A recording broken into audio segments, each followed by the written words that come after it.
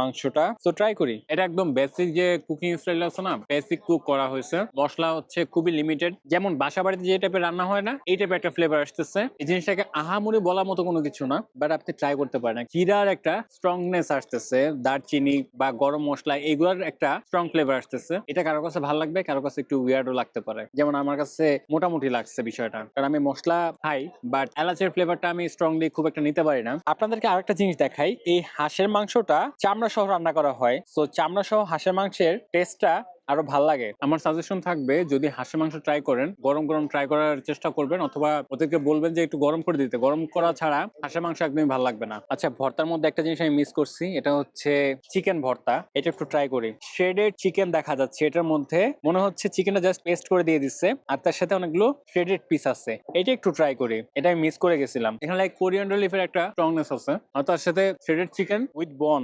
so